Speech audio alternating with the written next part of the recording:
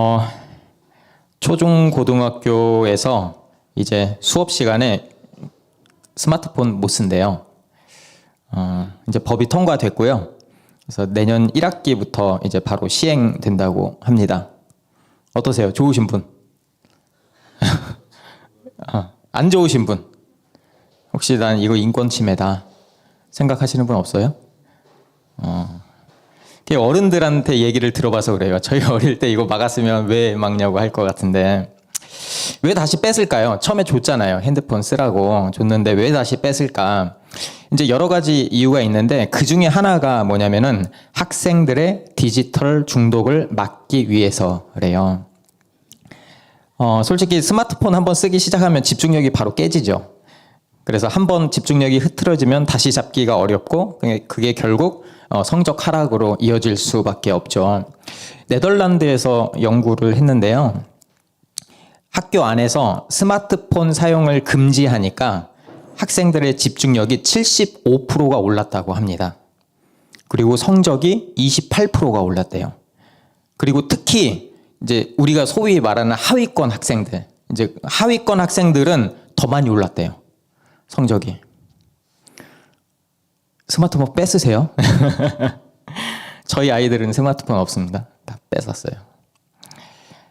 얼마 전까지만 해도 분위기가 달랐죠. 그러니까 교회에서조차 제가 예배 드릴 때는 스마트폰은 잠깐 넣어두자 이렇게 하면 어떤 애들은 인권 침해 아니냐고, 어떻게 스마트폰을 뺏을 수 있냐고, 난 이런 예배 못 드린다 이렇게 하던 친구들이 많이 있었어요. 학교에서도 지금 이렇게 되는데 이러면서 지금 뒤집어졌죠. 인권위원회에서도 그거 인권 침해 아니래요. 이게 뭐가 정답인지 모르겠어요. 뭐가 문제일까? 그러면 이제 여러 현상들을 우리가 봤는데 이 어떤 글을 보니까 이렇게 말을 하더라고요. 스크린 자체가 문제다. 그러니까 스크린은 청소년들에게 온갖 부적절한 콘텐츠를 그대로 보여준다는 거예요.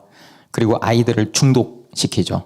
그리고 그것을 통해서 읽는 힘, 집중하는 힘을 망가뜨린대요. 그러니까 아이들이 이 스크린을 통해서 깊게 생각하고 오래 기억하는 능력을 잃어간다는 거예요. 그러니까 가장 기본적인 능력을 하나씩 뺏어가는 거죠. 이걸 뭐라고 하냐면 전문 용어로 망각이라고 해요. 망각. 2024년에 옥스포드에서 그 올해의 단어가 뭐였는지 아세요? 뇌썩음이었어요. 기억하세요? 뇌썩음? 제가 한번 설교 때 언급했던 것 같은데 어른들도 똑같아요. 뭐 어린이들이라고 다르겠어요? 저도 한번 보면 시간이 금방 가요. 예, 쇼츠, 릴스 뭐 이런 것들 막 한번 빠지면 뭐 두세 시간 가는 건 뭐 우습죠. 애들한테 뭐라고 할 게 아니에요. 그런데 이렇게 짧은 자극에만 반응하다 보면 뇌는 정작 중요한 기능을 멈춰버린다고 합니다. 덴마크에서는 아예 15살 미만의 청소년의 소셜미디어 사용을 금지하는 법안을 발표했습니다. 그리고 덴마크 총리가 이렇게 이야기했어요. 디지털 플랫폼이 아이들의 어린 시절을 훔쳐갔다. 지금 너무 많은 어린이들과 청소년들이 불안, 우울을 겪고 있는데 이거는 예전에 없었던 일이래요. 저 어렸을 때 불안하고 우울하진 않았던 것 같아요. 늦게까지 논다고 맞은 적은 있어도. 네. 그런데 이 문제가 이제 현실을 아예 바꿔놓은 거죠. 예전에 저 어릴 때 보면 놀이터에 아이들이 가득했어요. 아이들이 가득했는데 뭐 중학생들도 가득했던 것 같아요. 그런데 요즘 놀이터는 텅 비었죠. 새 아파트는 아예 놀이터를 잘 안 만드는 곳도 있대요. 요즘 아이들은 방 안에서 스마트폰을 봅니다. 스마트폰이 제일 재밌어요. 그러니까 밖에서 뛰어놀던 경험 자체가 사라지는 거죠. 그래서 덴마크에서 10대, 10살에서 19살 사이의 남학생들의 60%가 일주일 동안 친구를 한 번도 오프라인에서 만나지 못했다라고 대답했대요. 함께 만나서 놀고 이야기하고 추억을 쌓는 방식을 잃어버린 거예요. 그러니까 우리가 SNS라고 하죠. SNS는 자존감도 무너뜨리고 그리고 SNS를 오래 보는 아이들일수록 자존감이 낮고 외로움을 더 많이 느끼는 거죠. 여러분 SNS에 보면 뭐가 많이 올라오죠? 뭐가 많이 올라오죠? 여러분 보는 관심 있어 하는 거 많이 올라오겠죠. 아이들 거 이렇게 이제 통계 데이터를 보면 이런 게 많이 올라오는데요. 싸우는 거, 자랑하는 몸, 막 이런 거, 돈 자랑하는 거, 성공 자랑하는 거, 뭐 비슷하죠, 저희랑. 이제 이런 걸 계속 보다 보면 어린 아이잖아요. 아직 뇌가 성숙하기 전에 어린 아이잖아요. 자연스럽게 자기와 그 SNS 안에 있는 사람을 비교하게 되고 원래 자기의 가치, 자기의 일상의 소중함을 잃어버린대요. 그거를 동경하게 되는 거죠. 그런데 더 심각한 게 뭔지 아세요? 제가 지금 서론을 지금 거의 역대급으로 지금 오래 지금 이야기하고 있잖아요. 이 사람이 설교를 하러 왔나, 다른 이야기를 하러 왔나. 빅테크 기업들은 이 사실을 알고 있어요. 중요한 건 그거예요. 알고 있어요. SNS가 아이들의 뇌와 정신에 치명적이라는 것을 알고 있어요. 우울증과 중독을 부른다는 것도 알고 있어요. 그런데도 멈추지 않아요. 왜죠? 돈 벌려고. 예, 돈 벌려고. 이 아이들이 중독이 돼서 SNS를 더 많이 써서 광고 수익을 더 많이 올리고 돈 벌려고. 다시 말해서 이 아이들이 재물이에요, 재물. 그러니까 이 아이들은 이 중독 시스템에 거의 무방비로 내던져 있는 거죠. 그러니까 이 스크린 규제 이 문제는 우리가 스크린 뭐 인권 침해나 이런 문제를 한 차원 넘어서 자기 자신을 잊게 만드는 기억 상실의 문제로 우리가 바라봐야 되는 것입니다. 이 이야기 하려고 지금까지 지금 이렇게 이야기를 했어요. 이게 바로 망각입니다. 망각. 그러니까 우리가 깜빡깜빡 한다고 그러죠. 이 기억 상실을 한다는 거는 단순한 실수가 아니라 거대한 시스템이 설계해 놓은 중독이라는 거예요. 성경은 이 망각의 문제를 오래전부터 경고해 왔습니다. 그리고 오늘 우리가 살펴볼 신명기 8장도 그거에 대한 내용이죠. 이제 이스라엘 백성들이 이집트에서 나와서 40년간 광야 생활을 한 게 끝나는 시점이에요. 그러니까 내가 이스라엘 사람이라고 한번 생각해 보세요. 광야를 떠돌다가 이제 가나안 땅에 들어가기 직전이에요. 그러니까 더 이상 떠돌지 않아도 되고 이제 눈에 보이는 가나안 땅으로 들어갈 거고 이제 나의 부족함을 채우고 이제 배부르게 될 거라는 그 기대가 차 있는 순간이라는 거죠. 그래서 10절에 이렇게 이야기를 합니다. 주 당신들의 하나님, 당신들에게 주신 옥토에서 당신들은 배불리 먹고 주님을 찬양할 것입니다. 풍요의 땅, 약속의 땅, 가나안이 눈앞에 있습니다. 광야에서는 상상조차 할 수 없는 신세계인 거죠. 여러분 생각해 보세요. 얼마나 좋을까? 얼마나 기대될까? 제가 한번 생각해 봤어요. 야, 이제 끝났다. 이제 좀 편하게 살 수 있다. 하나님, 감사합니다. 자, 이제 잘 먹고 잘 살게요. 이런 말이 절로 나오지 않았을까요? 그런데 11절에 정반대의 이야기가 나와요. 경고가 나오는 거예요. 11절 제가 한번 읽어보겠습니다. 같이 한번 읽어볼까요? 시작. 오늘 내가 당신들에게 전하여 주는 주님의 명령과 법도와 규례를 어기는 일이 없도록 하고 주 당신들의 하나님을 잊지 않도록 하십시오. 아멘. 왜 잊지 말라고 하는 걸까? 어떤 것을 잊지 말라고 경고하는 걸까요? 그게 12절에서 14절까지 아주 쭈루루루루 나와 있습니다. 빨간색을 주의해서 한번 같이 읽어보겠습니다. 시작. 당신들이 배불리 먹으며 좋은 집을 짓고 거기에서 살지라도 또 당신들의 소와 양이 번성하고 은과 금이 많아져서 당신들의 재산이 늘어날지라도 혹시라도 교만한 마음이 생겨서 당신들을 이집트 땅 종살이 하던 집에서 이끌어내신 주 당신들의 하나님을 잊어버리는 일이 없도록 하십시오. 저거 한마디로 뭐예요? 저거 한마디로 뭐다라고 말씀하실 수 있는 분? 한마디로. 다 아시는 거죠? 그렇죠? 한마디로 부자 된다는 거예요. 저거잖아요. 배불리 먹고 좋은 집에 살고 소와 양이 번성하고 많아지고 재산이 늘어나고, 그렇죠? 집도 짓고 가축도 늘어나고 재산도 늘어나고. 상상해 보세요. 얼마나 좋아요. 안 좋아요? 근데 하나님이 뭐라고 하시죠? 모세의 입을 통해서 그때가 위험하다는 거예요. 그때가. 제가 제목을 이렇게 줬잖아요. 이만하면 됐다라고 할 때가 절대 안 된다는 거예요. 이만하면 됐다. 왜? 이만하면 됐다고 하는 그 순간이 하나님을 잊어버리는 순간이기 때문이다라고 모세가 이야기하는 거예요. 그래서 잊지 말라고 하는 겁니다. 그리고 거듭해서 잊지 말라고 계속 경고하는 거예요. 여러분, 제가 한번 물어볼까요? 부자 되고 싶으신 분? 우리 좀 솔직해지자고요. 돈 많이 갖고 싶으세요? 사람마다 기준이 다르죠. 제가 솔직하게 이야기해서 부자 되기 싫다고 말하는 사람은 거짓말이에요. 거짓말. 솔직히. 기준은 조금씩 다를 수 있어요. 난 이 정도만 해도 만족해. 그런데 최소한 이렇게 말하면 좀 공감이 될 것 같아요. 최소한 사람답게 좀 넉넉하게 살고 싶어요. 다시 한번 손 들어볼까요? 나 요 정도 살고 싶어요.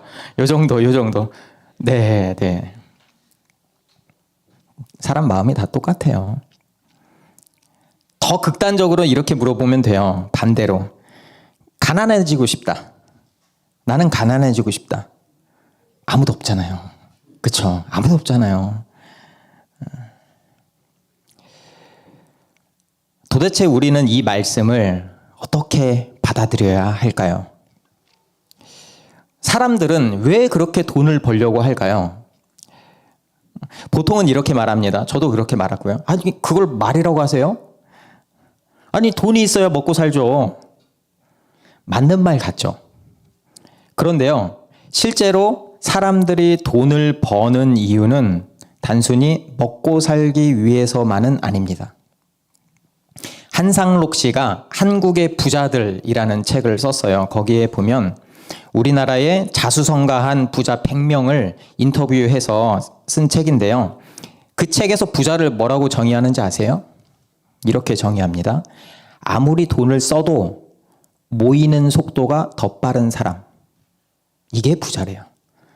아껴가지고 그냥 그거 일단 부자 아니야. 요플레 아니야. 아니에요. 아무리 돈을 내 마음대로 플렉스하면서 써도 모이는 속도가 더 빠른 사람이 부자입니다. 그러니까 이 사람들은, 이런 부자들은 솔직히 더 이상 돈을 벌지 않아도 모이는 속도가 더 빠르니까 먹고 사는데 지장이 없어요. 정말 먹고 살기 위해서만 돈을 버는 거라면 멈추면 돼요. 먹고 살만 하잖아요. 그런데 멈추지 않습니다. 맛집, 요즘 인스타그램이나 페이스북 이런 데 보면, 유튜브도 그렇고 맛집을 소개하는 프로그램들이 많이 있어요. 대박집이라고 그러죠. 대박집으로 소문난 음식점에는 이제 보니까 뭐 연 수익이 10억을 넘기는 집도 꽤 있다고 해요. 10억 언제? 네. 그런데도 그 집이 옆에 건물을 매입해서 매장을 넓혀요. 분점을 냅니다. 프랜차이즈를 만듭니다. 그러니까 어차피 그 사람들은 바빠요. 대박집이니까. 뭐 할 게 있겠어요? 그러니까 아침부터 저녁까지 하루 종일 가게에서 일하느라 돈 쓸 시간이 없어요. 그런데도 어떻게든 더 벌려고 그래요. 그러니까 이 돈은 단순히 먹고 살기 위한 수준을 넘어서서 내 가치와 성공을 증명하는 기준으로 올라가 버린 거예요. 그래서 어느 순간 우리는 필요해서만 돈을 버는 게 아니고요. 돈을 버는 것 자체가 목적이 되어 버리는 겁니다. 그래서 부족한 사람, 우리가 부자라고 부를 수 없는 사람들은 살아남으려고 돈을 벌고, 넉넉한 사람들은 더 가지고 더 인정받으려고 돈을 법니다. 그러니까 둘 다 부자든 가난하든 부자든 돈 버는 것 자체가 삶의 목표가 되어버린 거죠.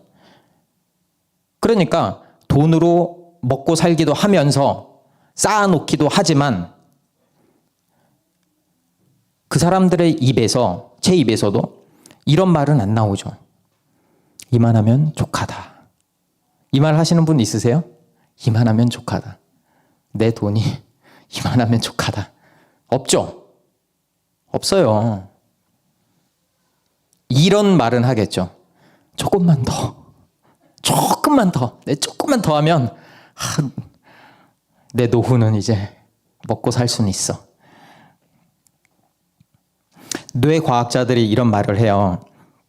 우리 뇌는 모든 걸 저장하도록 만들어지지 않았다라고요.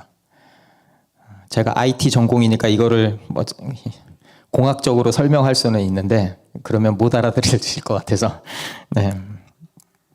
그러니까 뇌가 우리 어렸을 때부터 모든 걸 하나도 빼놓지 않고 저장해놓고 기억한다고 생각해 보세요. 여러분 살 수 있겠어요? 살 수 없어요. 사람이 미쳐요. 그러면 뇌가 과부하가 되는 거죠.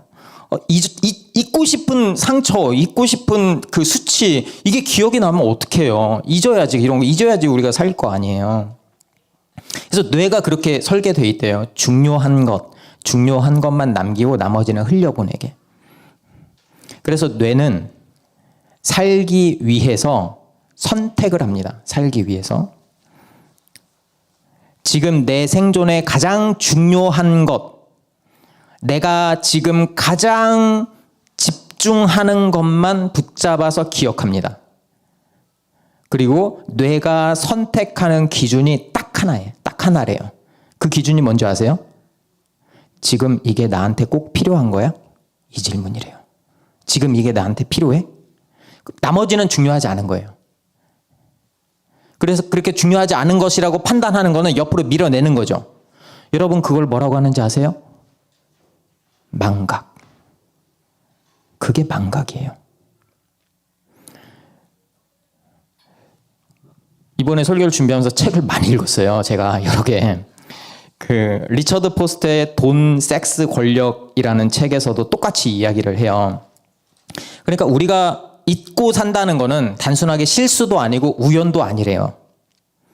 더 많이 벌게 만들려고 설계된 거대한 돈의 시스템 안에서 생겨난 중독에 가깝다라고 말해요. 제가 지금 무슨 말을 하려는지 지금 의도를 아시겠죠? 예수님이 왜 돈에 대해서 그렇게까지 말씀하셨을까? 마태복음 6장 24절에 이렇게 말씀하셨어요. 함께 읽어볼까요? 아무도 두 주인을 섬기지 못한다. 너희는 하나님과 재물을 아울러 섬길 수 없다. 이렇게요. 그냥 확실하게 말씀하세요. 여기서 재물이 맘몬이라는 뜻이 있거든요. 우상. 그러니까 돈은요. 저는 처음에 예전에 얼마 전까지만 해도 돈은 중립적이다라고 생각했어요. 잘 쓰면 좋은 거고 못 쓰면 나쁜 거고. 그러니까 돈 자체에 뭔가 가치는 없다. 근데 우리 써보면 알잖아요. 돈이 너무 매력적이라서 가치 중립적이지 않아요. 돈은 힘입니다. 돈은 우리의 충성을 요구하는 경쟁의 신입니다. 돈은 신이잖아요. 맘몬이라고 그랬잖아요. 그러니까 반드시 최고의 자리에 오르려고 합니다. 그래야 만족해요. 그러니까 맘몬의 목적, 우리가 맘몬을 돈을 막 쥐고 가는 목적, 맘몬의 목적은 명확합니다. 하나님의 자리를 밀어내고 스스로 중심에 앉는 거죠. 맘몬이 내 중심에 딱 하고 들어서면 그 결과가 바로 하나님에 대한 망각으로 이어지는 거죠. 지금 나한테 제일 필요한 게 뭔가? 돈이야. 하나님은 밀려나는 거죠. 14절입니다. 혹시라도 교만한 마음이 생겨서 당신들을 이집트 땅 종살이 하던 집에서 이끌어내신 주 당신들의 하나님을 잊어버리는 일이 없도록 하십시오. 그러니까 하나님을 잊지 말라고 하는 건 노예였던 너희를 건져내신 구원의 사건을 잊지 말라라는 뜻입니다. 너의 하나님을 잊어버리는 건 그게 망각이에요. 망각. 그리고 그 망각을 성경에서 뭐라고 하느냐? 교만이다 라고 이야기합니다. 망각이 교만입니다. 우리는 왜 교만해질까요? 내가 누구인지, 누구의 은혜로 여기까지 왔는지 잊어버리기 때문이에요. 돈은, 만몬은 계속 우리 옆에서 속삭입니다. 돈이 있어야지. 돈 없으면 어떻게 살려고 그래. 이 가짜신이, 이 만몬이 마음 한가운데로 자리를 잡으면 하나님을 기억할 자리가 남지 않아요. 그냥 밀어내버리거든요. 여러분, 그게 교만이라고요. 그리고 모세가 다시 15절에서 광야 이야기를 꺼냅니다. 15절입니다. 주님께서는 넓고 황량한 광야, 곧 불뱀과 전갈이 우글거리는 광야와 물이 없는 사막에서 당신들을 인도하여 주시고 차돌 바위에서 샘물이 나게 하신 분이십니다. 여러분, 광야가 어떤 곳이죠? 여기서 보면 광야는 내 힘으로 안 된다는 것을 몸으로 배우는 자리입니다. 물도 없고요. 길도 없고요. 안전을 보장할 수도 없어요. 여기 보잖아요. 불뱀과 정갈이 돈 몇 푼 있다고 이게 해결이 안 되거든요. 당장 내일 내가 어떻게 될지도 알 수가 없습니다. 그러니까 광야는 내 힘으로는 안 된다. 내가 붙잡고 있던 이 내 힘이 무너지는 자리입니다.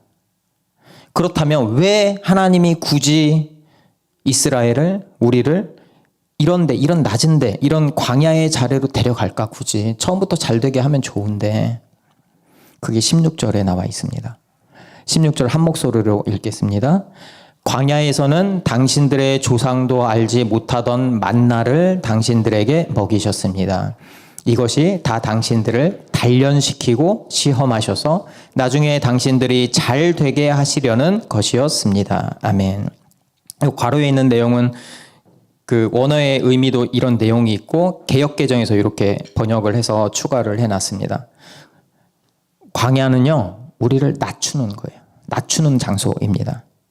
그러니까 광야는 단순하게 힘들다, 단순하게 고난의 장소다라는 게 아니라 광야는 우리 안에 깊숙한 그 교만, 망각이라고 그랬죠. 교만을 부수는 하나님의 방식입니다. 이 수술 없이 풍요로움을 먼저 받아버리면 교만이 다시 자라나요. 결국 하나님을 잊게 됩니다. 그래서 광야는 나의 교만을 죽이고 하나님에 대한 기억을 되살리는 백신 같은 존재인 거죠. 정말 이스라엘은 광야에서 하루치 양식 외에는 아무것도 쌓지 못했습니다. 오늘 것은 오늘 주셨고 내일 것은 내일 주셨어요. 쌓아두면 썩었어요. 그래서 오늘도 하나님을 의지하고 하나님을 기억하고 내일도 그 하나님을 기억하고 하나님을 의지할 수밖에 없었던 거죠. 그리고 그 이야기는 여기서 끝나지 않죠. 광야를 지나서 풍요의 시간이 다가옵니다. 가나안 땅이죠. 그렇죠? 풍요의 시간. 연봉이 오르고 통장이 잔고가 늘어나고 내가 살 수 있는 더 좋은 집이 보이기 시작하고 부족함이 점점 사라지기 시작하고 선택지가 많아지는 거죠. 그리고 바로 그때 유혹이 찾아옵니다. 그게 17절입니다. 한번 읽어볼까요? 당신들이 마음속으로 이 재물은 내 능력과 내 손의 힘으로 모은 것이라고 생각할 것 같아서 걱정이 됩니다. 여러분, 고생 많이 하신 분들일수록 이런 생각하는 것 같아요. 제가 이 생각 많이 했거든요. 내가 했지. 내가 버텼으니까 여기까지 온 거지. 아니, 당연히 하나님이 도우셨지. 내가 예수님, 하나님 믿는데. 그래도 결국 내가 발로 뛰었잖아. 이 마음 있지 않으세요? 저 그 마음이 있어요. 결국 내가 한 거잖아. 하나님 믿는다고 하지만. 그렇게 가만히 있으면 하나님이 뭐 해줬겠나? 하나도 안 해줬지 뭐. 이게 딱 이런 말이에요. 어떤 말인지 아세요? 제가 여기에 적절한 말이 이거예요. 애들이 엄마 아빠한테 대드는 거예요. 그동안 엄마가 해준 게 뭔데? 아빠가 해준 게 뭔데? 내가 지금까지 해서 여기까지 왔지. 어떻게 해야 되죠? 빵 때리면 안 되죠. 그렇죠? 네. 말이 안 되죠. 말이. 17절이 이 말이에요. 하나님이 해준 게 뭐가 있어요? 내가 한 거지. 내가 지금까지 뭐 장기 갈고 내가 지금 40년 광야 생활을 하고 이렇게 왔지. 여러분, 그게 교만이라고요. 교만은 내가 대단합니다.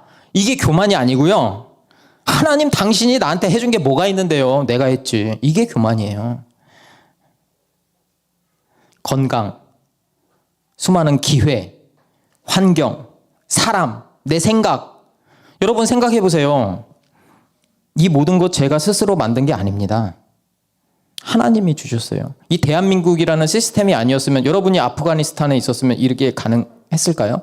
안 돼요. 안 돼요. 그래서 모세가 18절에서 이렇게 이야기를 합니다. 18절입니다. 함께 읽겠습니다. 그러나 주 당신들의 하나님이 당신들의 조상에게 맹세하신 그 언약을 이루시려고 오늘 이렇게 제산을 모으도록 당신들에게 힘을 주셨음을 당신들은 기억해야 합니다. 아멘. 하나님이 지금 쭉 말씀하시는 거는 단순하게 돈 많이 벌어라 이 정도가 아니라요. 하나님 자신을 주시겠다는 약속입니다. 가나안 땅도 마찬가지죠. 하나님이 약속하셨잖아요. 가나안 땅, 젖과 꿀이 흐르는 땅. 그런데 그 땅 자체가 목적이 아니라는 거예요.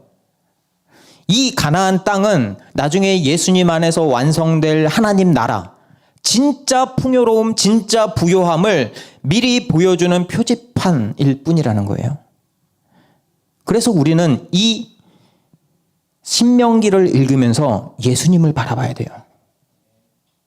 예수님이 누구시죠? 지난주에 우리 말씀드렸죠? 우리를 위해 낮아지신 분이죠. 우리를 위해 비우신 분이죠. 그 십자가에서 영적으로 완전히 파산한 우리의 모든 빚을 다 갚으신 분이죠. 그리고 자신의 그 영광스러움, 자신의 그 부요를 우리에게 나눠주신 거죠.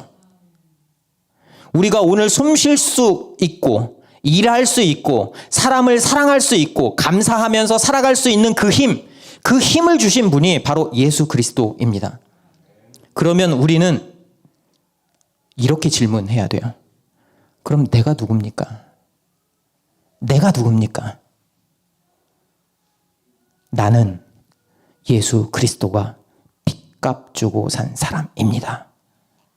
나는 예수 그리스도가 핏값 주고 산 사람입니다. 이스라엘이 이집트에서 종살이하던 그 집에서 이끌려 나온 것처럼 죄와 두려움과 사망의 종살이에서 구출된 사람이 바로 저입니다.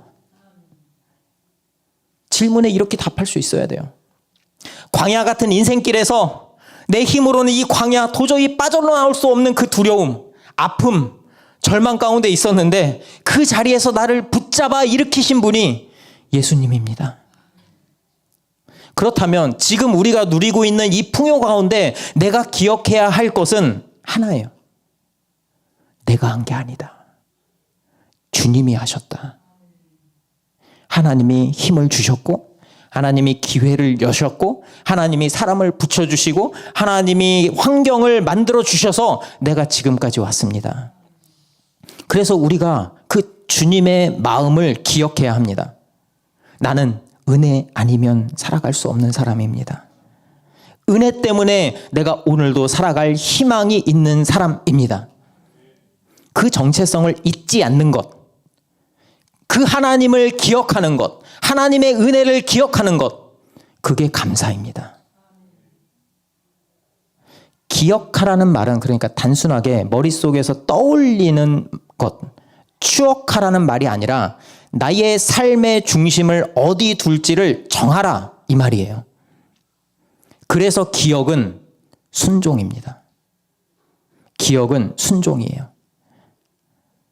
기억은 내 능력을 붙들고 살던 옛날의 방식을 멈추고 하나님의 공급을 믿고 따르기로 구체적으로 방향을 바꾸는 것입니다.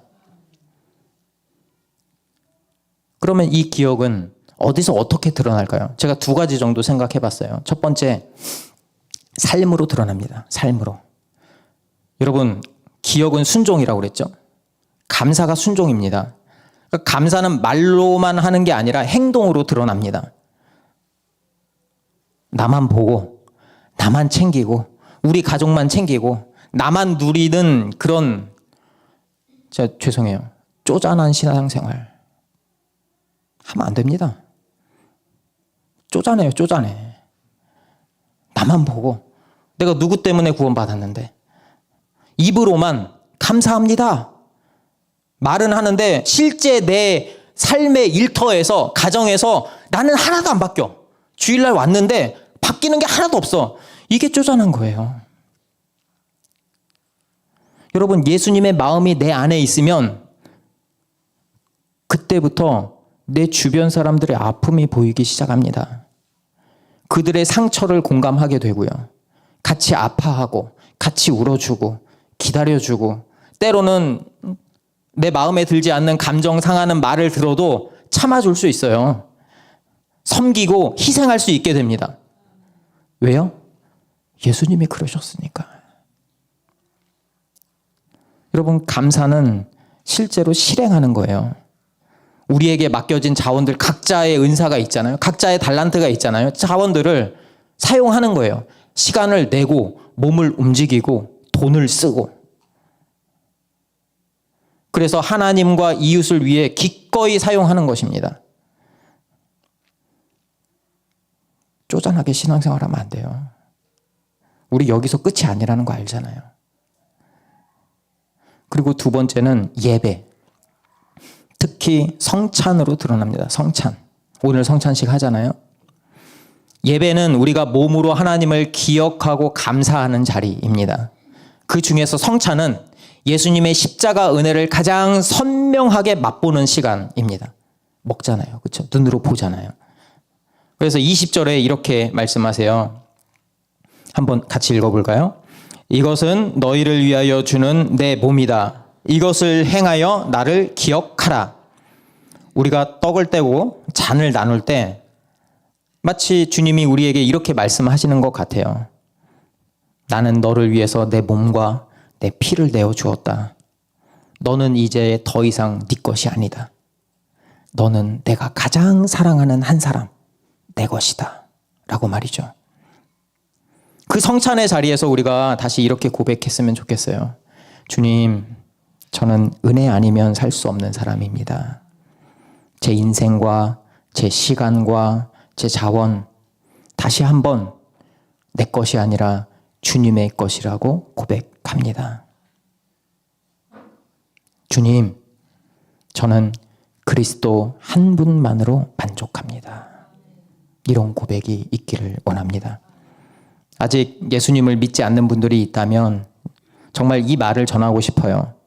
우리가 걷고 있는 그 인생길이 때로는 광야 같고 막막하고 공허하다고 느껴지실 수도 있을 것 같아요.